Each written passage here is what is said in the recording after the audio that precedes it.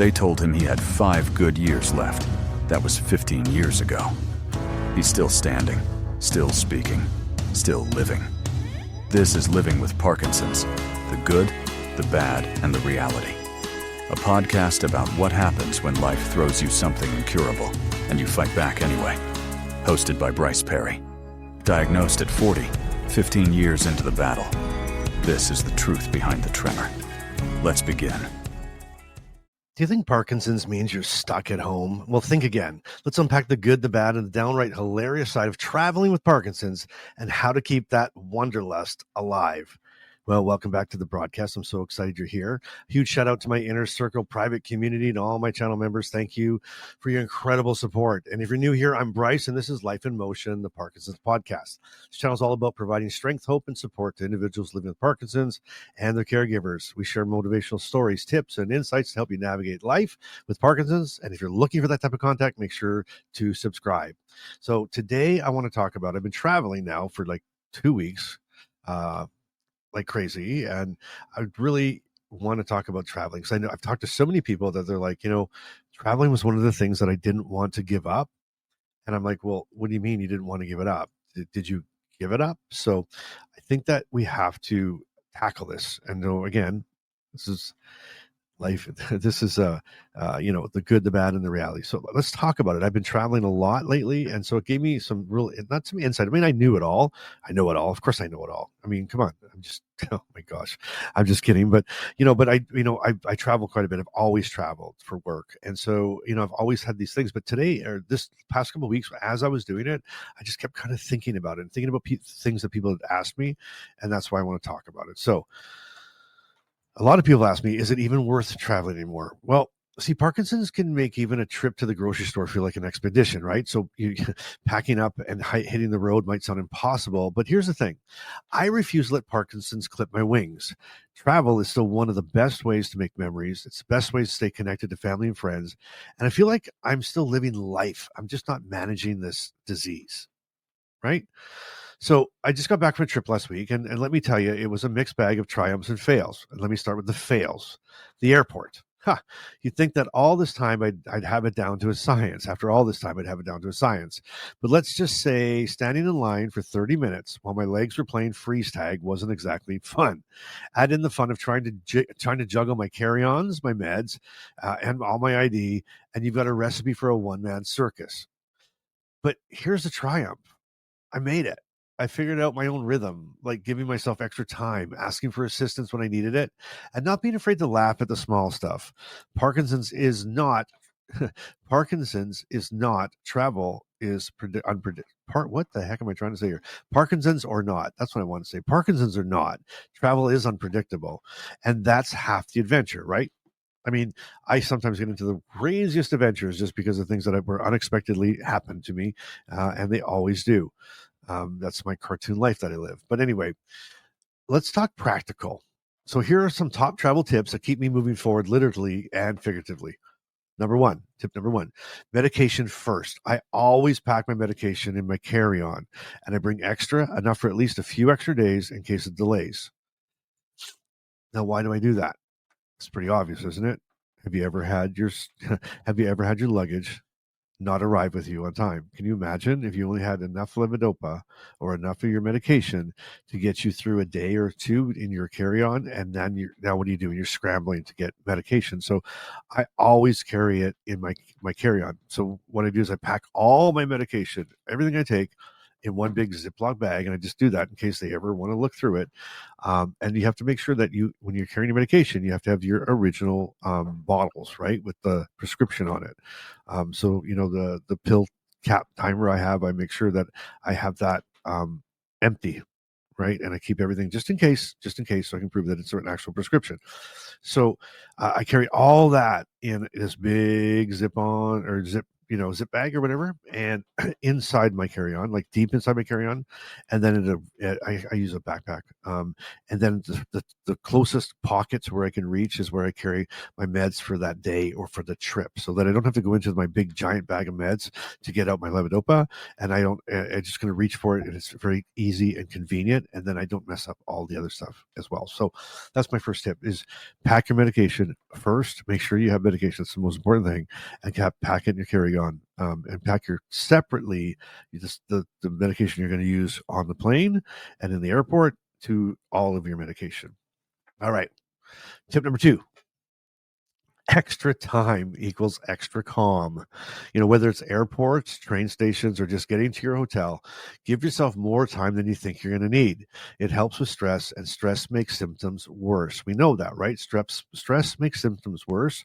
So don't do things that are going to add stress. And this one I'm telling you, not from a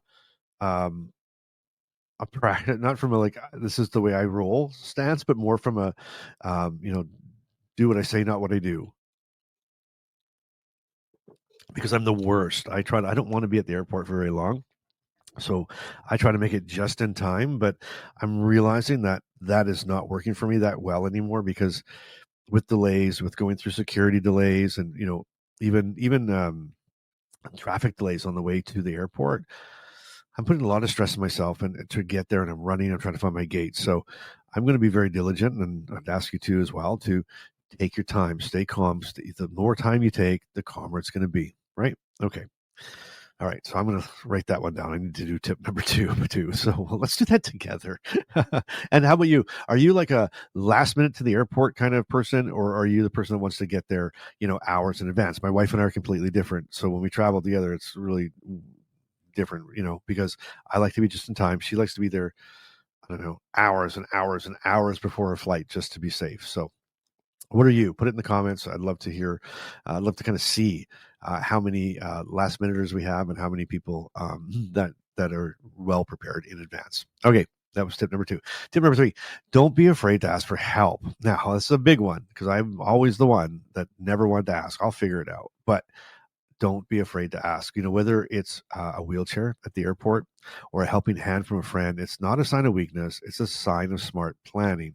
And you can, if you're flying, you can call ahead to your airline, and they can arrange if you want. If you're going to have trouble walking, or it's going to be a long walk. If you're catching what do you call it? Like if you're going from if it's not a direct flight.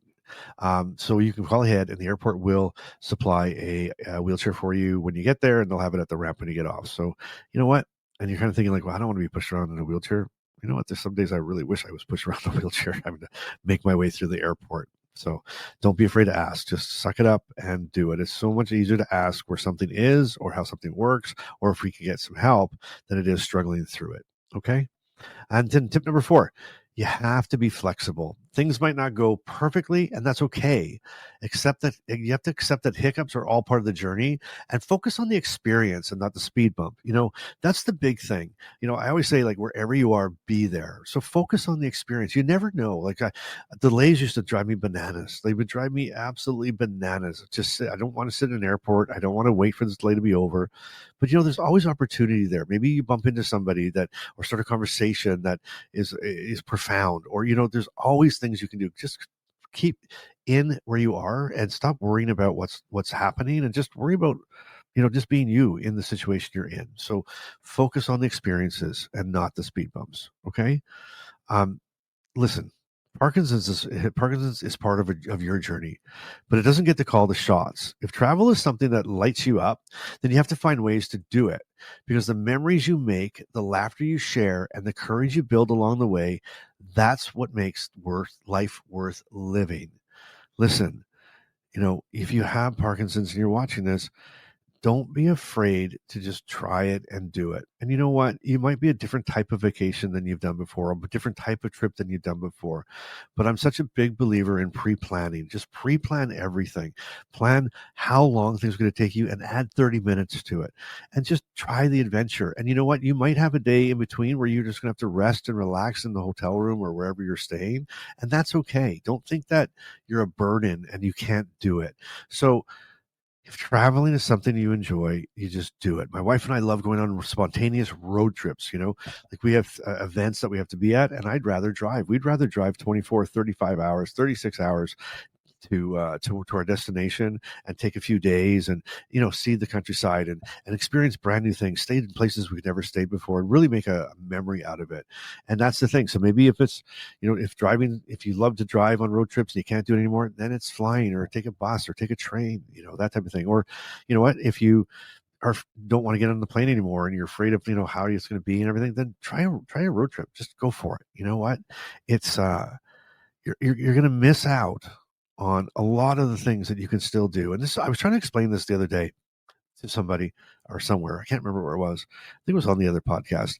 And I was saying that, we only have so much time, right? And we only have so much good time. And we know the Parkinson's is a progressive disorder, right? It's going to get worse. And if you take the time now when you can still do some things, worrying about things that you're not going to be able to do down the road, or you don't want to do it because it's different or it's not the same, then you're wasting that time right now when you could still do it. And you might, again, adjust how you do it, but you can still do it. And then I promise you this, try to live regret-free. You don't want to be at a place in your life where you're now immobile and you're not able to do things. And you look back and say, I should have taken a chance. I should have stopped trying. I should have listened to that guy. I should have listened to that really smart, handsome man that I was following along, on this podcast, and I should have just went for it. So go for it. And let me know, just let me know how you're doing. How about this in the comments? What's a place you'd love to go, right? And you haven't yet. And then let's start believing together that you're going to do it. And I would say just do it, because again, you have to enjoy what you've got. We've got this thing, right? We've got it, right? We can decide today, I'm going to lay on the couch. I'm not going to do anything because it's got me. It doesn't have you.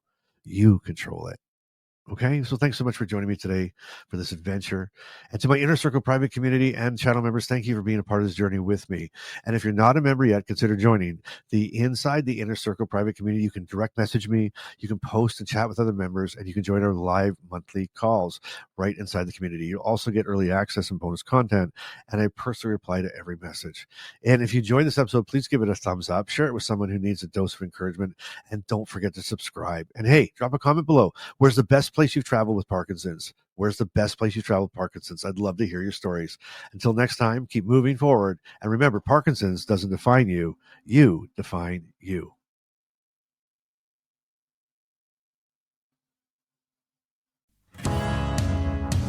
Parkinson's may be part of your life, but it doesn't get to define it. Thanks for listening to Living with Parkinson's, the good, the bad, and the reality. If this episode moved you, helped you, or reminded you you're not alone, share it with someone who needs to hear it. Want to go deeper? The Inner Circle is waiting. Monthly Zoom calls, 24/7 community, and a direct line to Bryce. You'll find the link in the show notes. Until next time, keep showing up and keep doing life today.